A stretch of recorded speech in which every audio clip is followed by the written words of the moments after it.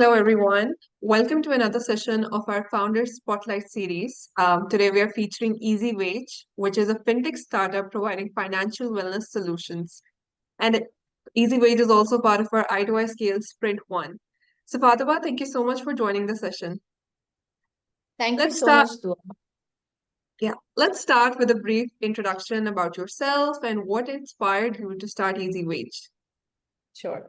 So thank you everyone for joining us virtually. So I started Easy Wage back in 2021. It started off from Singapore. Our holding company is based out of Singapore. The reason why I wanted to bring this model into Pakistan and developing country like Bangladesh was because I saw a gap within these markets, because both the markets have similar characteristics. There are people living paycheck to paycheck, especially your blue collar workers, especially single mothers, females in the workforce. So the whole idea was to give them the access to formal credit, bridge the gap that's there, and also to give them that independence, that financial independence that was lacking within this market. And also because I have firsthand experience in, from the developing countries like Australia, also another emerging market like Indonesia, where I was working in my own family businesses. I was able to identify the needs for employees who are, who face emergencies in the middle of the month and have lack of access or don't have the channels where they can access their salaries without going through that process. So, and because EWA model has been founded by, Yes. he's the pioneer behind EWA. His company is called PayActive. So the global success of EWA, starting from the States, moving on to Canada, then, countries like UK adopted the model, then Australia, and now it's all around the world. And so the stats were there, the figures were there, the facts were there that, this market really needs a company, a product that is giving that service to your marginalized segments. So when I started EWA, my core focus was on female employees and also your blue collar workers. And the reason was because these are the segments that are really untapped right now. If you look at the workforce, female workforce overall in Pakistan, the employment rate is below 30%, it's around 28%. So I just wanted to encourage them to join the workforce, even if it's through advanced salary, if they get access to that credit. And for your blue collar workers, we've built a lot of products that encourage them to become more financially inclusive and also financially independent. So the whole idea, so I'll also let you know what exactly is our model. So our core product is Earn Wage Access. Earn Wage Access means that we engage with B2B clients, with companies, and their employees can withdraw their earned salary any time of the month with a small nominal fee in between 2 to 3%. That we recover at the end of the month through the company or the employees. So that's our core product. We've also expanded into invoice factoring, payroll financing, payment gateway. Also, I've launched a product for blue collar workers based out of the Middle East, the GCC region. I'm working on Pakistan's first payroll debit card, which would be more empowering for, the segments that we targeted. Interesting, Fatima. Thank you for that. So, Fatima, since you are a solo founder, what kind of challenges have you encountered as a solo female founder in the fintech space? I wouldn't call them challenges because they were always a learning step during the journey. I think everyone has been very supportive in the environment, in the startup environment in Pakistan. However, if you look at the number of female founders in Pakistan, especially in the fintech industry, Mm, that's where challenges were really, highlighted. So I think basically, first of all, the trust that you have with a male founder is, different than what anyone with a female founder would have in this region, particularly if I talk about it. I think there's no gender there's no gender bias in other countries, but I do see that gender bias in Pakistan because maybe there's still that lack of awareness that, yeah, females founders can also have that creativity, that mm, sense of leadership in them to run a startup. So that's, however, the positive thing about it is that the environment is changing. There's more programs like I2I Spring program itself that's encouraging female founders to step up in their mm. roles to be Come in the forward. spotlight. And there are a lot of events like Park Launch event by Ali Fahad. Mm, They encourage a lot of females to be spotted in their events during the networking programs where you connect with local VCs, local angel investors, a lot of startup founders. So I think the space is, evolving now. Definitely I look at it as a positive thing. However, if you look at the challenges in other markets, obviously every market has its own challenge.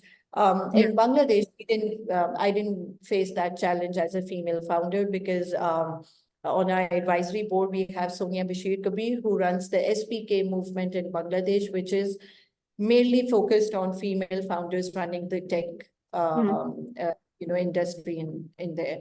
So with such a, strong, powerful lady on our advisory board, I didn't see a challenge as a female founder there, but there were other challenges. For example, the regulatory bodies are different in both the mm, regions. Face compliance challenges, you have licensing issues that need to be addressed before you start up a startup.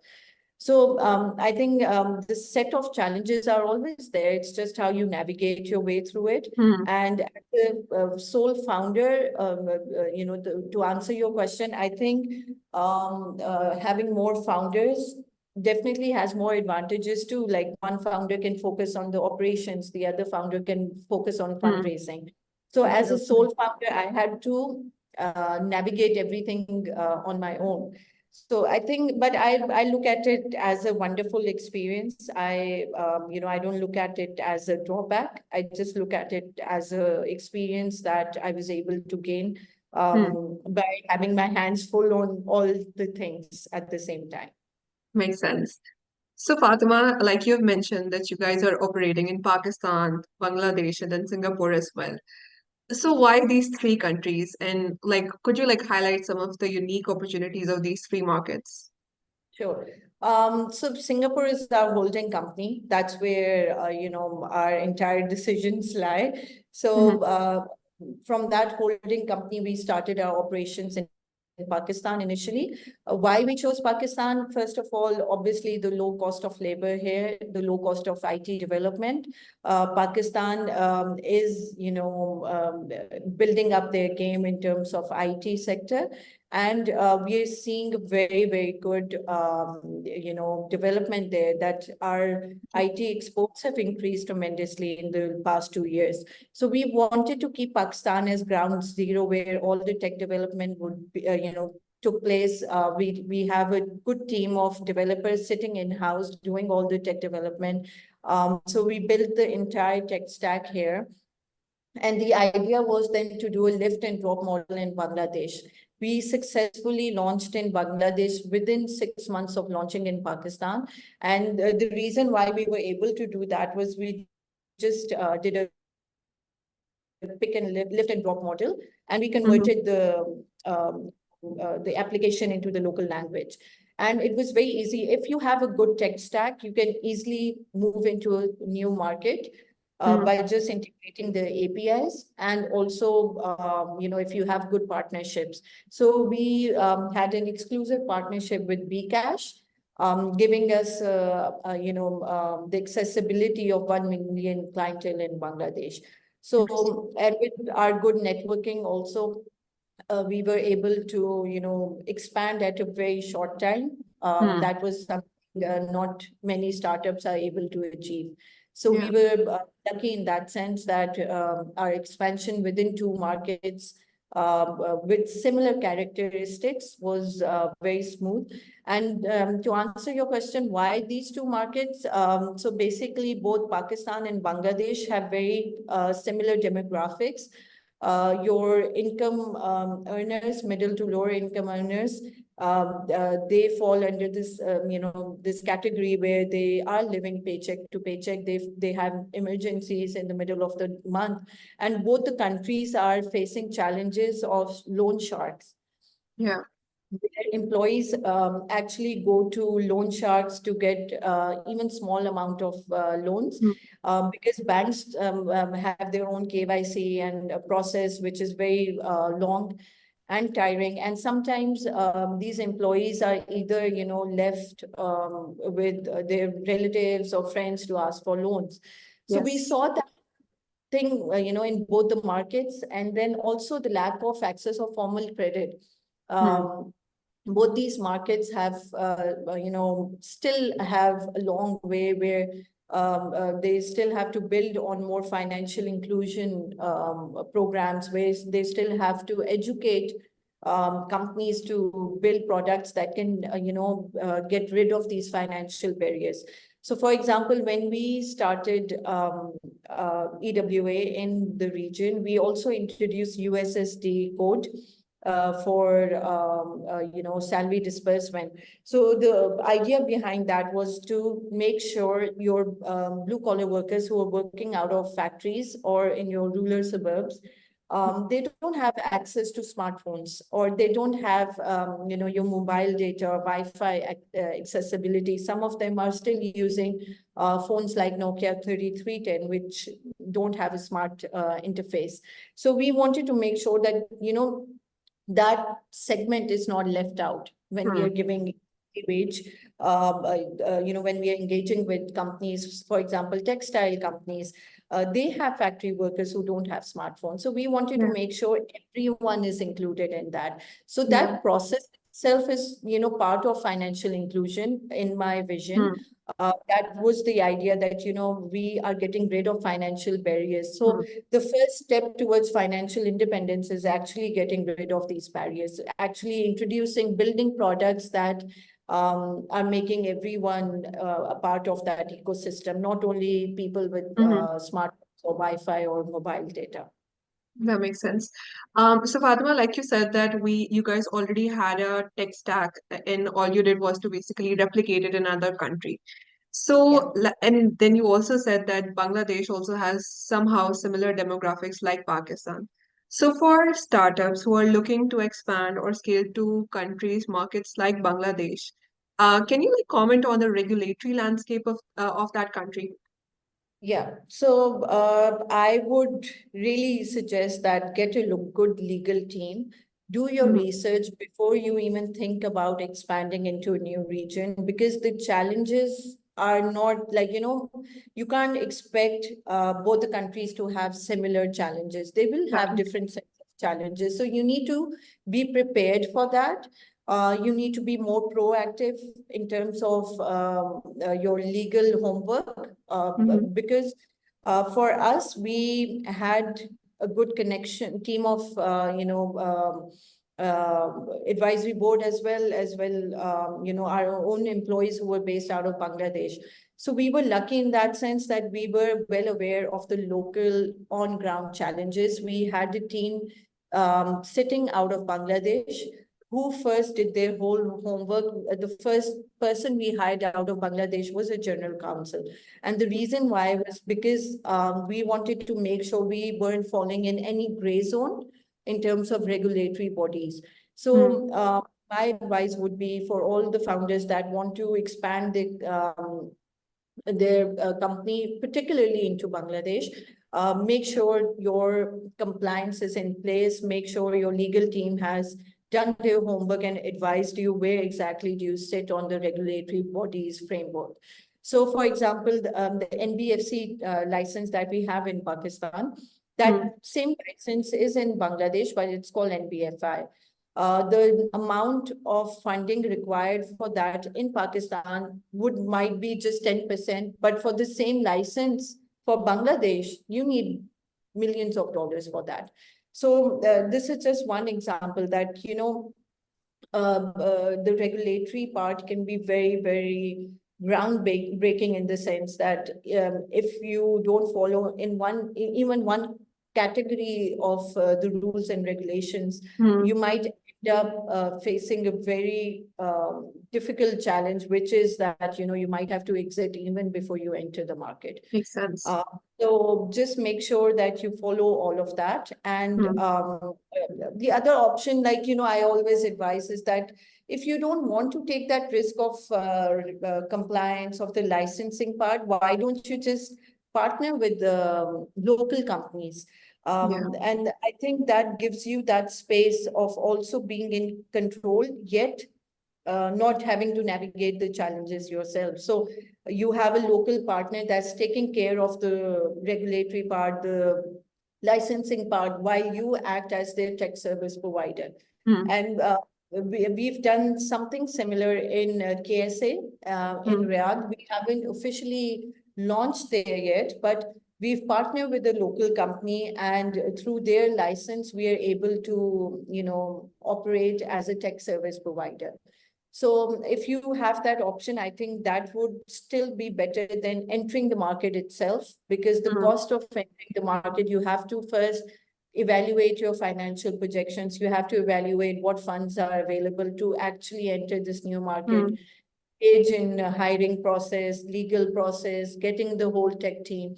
So if you Pretty have the hectic. fund, go for it, Yeah. but if you have challenges with finances, the best thing is to partner as a tech service provider. Thank you so much, Fatima. I'm sure this is pretty insightful for anyone who is looking to either expand in this particular sector.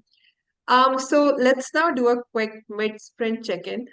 You're in the middle of your journey with I2I Scale. So before we wrap up, just would love to hear your final thoughts about I2I Scale. How has your experience been so far, and would you recommend it to your fellow startups? Sure. Even today, I was in some calls for the sprint. I think it's an excellent program. And the thing, what I love about, I2I Sprint One is that it's reignited that founder flame within myself, that I have to still go for, things that I have to achieve, the milestone that are still, kept on hold. So it's reignited all of that. I've been on regular calls with the mentors, with the coaches, and the feedback that we've gotten, especially uh, the customized feedback for our particular startup given by the team has been very, very helpful. And we've already started working on the tasks that were given.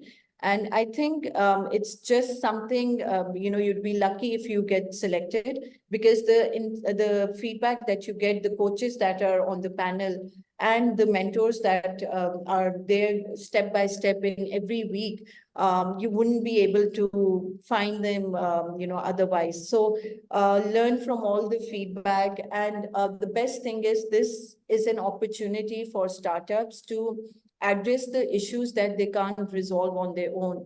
So with Yeah. the help of, panel discussions, group collaborations, and even, you see that the startups that are involved, they're facing similar challenges. So you don't feel left out. You don't Yeah. feel that you're alone in this phase of fundraising or growth or scalability. You think that, okay, no, we aren't alone. Everyone is going through something. Everyone has their Similar. own set of problems. And what we learn in this sprint is that, there's a collaborative approach, yet they give you individual advice. It's different from other accelerator programs, because it's focusing on a weekly basis with the Yeah. founders. Like in we are already in the mid of the program, and I didn't even know the time went by so fast. So it's exactly like, you're pitching to VCs yet these VCs are your friends. Like, they're so Yes. friendly, their advice, you're not scared. And also, the best part about it is that the program is so flexible. If you let the team know that, look, we want more focus on this particular thing, this challenge that we are facing, and we can't seem to, fix it on our own. We need advice. So they will reevaluate everything. They would make, they will get on calls with you. They will get the coaches time out for your particular startup. So I Mm, think that's amazing. It's so flexible. It's so yeah. good for your learning. And you can be at any stage. You don't have to be, you don't need that amount of traction. You don't have to be on a mature stage even. Even Mm, if you're on the early stage, I think this is the best program to get feedback on your pitch decks. yeah. So Fatima, this was the whole idea behind I2I Scale. Previously, we had I2I Accelerator, which was more like a classroom kind of model, same Yeah. curriculum for all the startups. So this is more curated one. But Yeah. thank you so much for sharing your thoughts, for your insights and experiences. And we look forward to seeing the continued success of Easy Wage. Thank you so much, Dua. Thank you. And likewise, looking forward to the rest of the program as well. Absolutely. Thank you so much. And for those of you who will be listening or watching this, if you have any question for Fatima or for about I2I Scale, you can drop a comment below. Thank you so much. Bye bye.